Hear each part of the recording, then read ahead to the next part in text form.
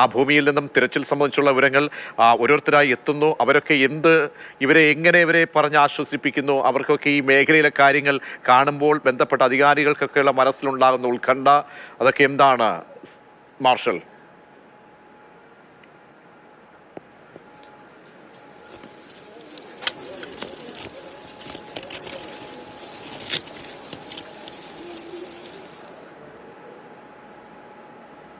ഇവിടേക്ക് എത്തിച്ചേർന്നത് ദുരന്ത സ്ഥലത്തില് പ്രധാനമായും ചുരമലയിൽ ഒലിച്ചു പോയിട്ടുള്ള കെട്ടിടങ്ങൾക്ക് കൂടി അദ്ദേഹം നടന്നു. ഒപ്പം ആ പ്രദേശത്തെ ദുരന്തത്തെക്കുറിച്ച് മിലിറ്ററി ഉദ്യോഗസ്ഥരെ ഇരിക്കുകയും ചെയ്തു. തുടർന്ന് അബേലി പാലവും സന്ദർശിച്ച ശേഷമാണ് ഇപ്പോൾ രാഹുൽ ഗാന്ധി മടങ്ങിയത്. ഇനിയും മറ്റേതെങ്കിലും ക്യാമ്പുകളിലേക്ക് അദ്ദേഹം സന്ദർശനം നടത്തുന്നതായിട്ട് അറിയിപ്പ് വന്നിട്ടില്ല. അദ്ദേഹം ചുറ്റുമടങ്ങുന്നു എന്നാണ് അറിയിച്ചിട്ടുള്ളത്. എന്നിരുന്നാലും വളരെയധികം വേദനയോടുകൂടിയാണ് നേതാക്കന്മാർ എല്ലാം തന്നെ ഈ സംഭവത്തെ കാണുന്നത്. അവരുടെ പ്രതികരണം വന്നത് അങ്ങനെയായിരുന്നു. മീഡിയയ്ക്ക് മുമ്പിൽ എന്തെങ്കിലും പറയാൻ രാഹുൽ ഗാന്ധി തയ്യാറായിരുന്നില്ല. എങ്കിലും സമീപത്തുണ്ടായിരുന്ന കോൺഗ്രസ് നേതാക്കളോടും നാട്ടുകാരികളോടും എല്ലാം തന്നെ അവരെല്ലാം ആശ്വസിപ്പിച്ചതിന് ശേഷമാണ് രാഹുൽ ഗാന്ധി മടങ്ങിയിട്ടുള്ളത്. ഇനിയും മുഖ്യമന്ത്രി പിണറായി വിജയൻ അധ്യക്ഷനായിട്ടും സ്പീക്കർ നിയമസഭാ സ്പീക്കർ ഷംസീറും രാഹുൽ ഗാന്ധി തെരഞ്ഞെടുപ്പിന് പിന്നാലെ അവിടെ എത്തിയിരുന്നു.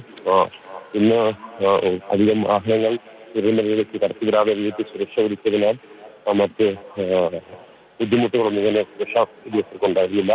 ഇപ്പോൾ ചെറിയ തോതിൽ മഴ വീണ്ടും ആരംഭിച്ചിട്ടുണ്ട്. മഴ രക്ഷാപ്രവർത്തനങ്ങളും മറ്റും ദുഷ്കരമാക്കുന്നുണ്ട്. 2 മണിക്കൂറോളം മഴ പെയ്തിരുന്നില്ല. തുടർന്നവയും ഇപ്പോൾ വീണ്ടും കനത്ത മഴ പെയ്യുന്നുണ്ട്. രാഹുൽ ഗാന്ധി മടങ്ങിയിരിക്കുന്നു. മറ്റു നേതാക്കന്മാർ സന്ദർശിക്കാൻ വേണ്ടി എത്തി. ഇനിയും മുഖ്യമന്ത്രി എത്തുന്നുണ്ട്. അദ്ദേഹവും തിരുവനന്തപുരയിൽ വരികയും ഈ പാലം നിർമ്മിച്ചിരിക്കുന്നതൊക്കെ സന്ദർശിക്കുമെന്നാണ് നമ്മളെ അറിയിച്ചിട്ടുള്ളത്. ദുരിതാശ്വാസ ക്യാമ്പിൽ പോയതിനു ശേഷമായിരിക്കും മുഖ്യമന്ത്രി പിണറായി വിജയൻ എത്തുക. 5 മന്ത്രിമാർ സ്ഥലത്ത് ക്യാമ്പ് ചെയ്ത് പ്രവർത്തിക്കുന്നുണ്ട്. അവർ അവരോട് ചേർന്നതിന് ശേഷമാണ് തീരുമാനങ്ങൾ എടുക്കുന്നത്. രക്ഷാപ്രവർത്തനങ്ങൾ നടക്കുന്നുണ്ട് എങ്കിലും ഇപ്പോഴും നമ്മൾ നേരത്തെ റിപ്പോർട്ട് ചെയ്തതുപോലെ തന്നെ ഒരു വലിയ ദുരന്തം സംഭവിച്ചതിനാൽ മനുഷ്യസാധ്യമായിട്ടുള്ള കാര്യങ്ങൾ ചെയ്യുന്നതിനകത്തെ പരിമിതികൾ ഈ രക്ഷാപ്രവർത്തനത്തിന് തടസ്സമായി നിൽക്കുന്നുണ്ട്. ഒരു പ്രതികൂല കാലാവസ്ഥ വന്നതിൽ തടസ്സമാണ്.